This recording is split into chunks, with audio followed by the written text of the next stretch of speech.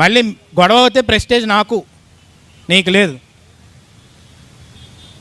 పండగ అయిపోయిన వెంటనే కొంతమంది చూస్తున్నాను వైఎస్ఆర్సీపీ వాళ్ళతో మాట్లాడేస్తారు సిగ్గు లేకుండా.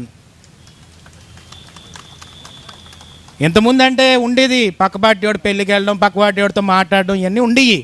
కానీ ఇప్పుడు కానీ సిగ్గు లజ్జ ఏమైనా ఉంటే, మానవత్వంతో పుట్టుంటే మాట్లాడొద్దు మీరు, చెప్తున్నాను.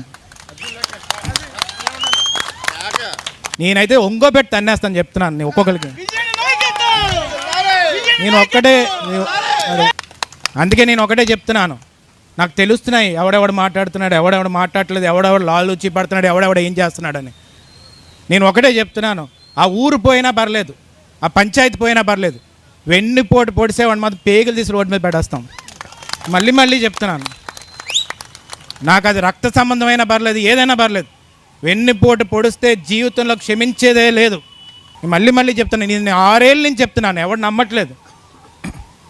ఇప్పుడు చెప్తున్నాను, మళ్ళీ చెప్తున్నాను, పంచాయతీ ఎలక్షన్స్ వచ్చేస్తున్నాయి, బాగోదేమో మాట్లాడేద్దాం. నాకు అర్థం కావట్లేదు, ఏంటా రాజకీయం అసలు? చీర కట్టుకుని ఇంట్లో కూర్చోకుండా వచ్చి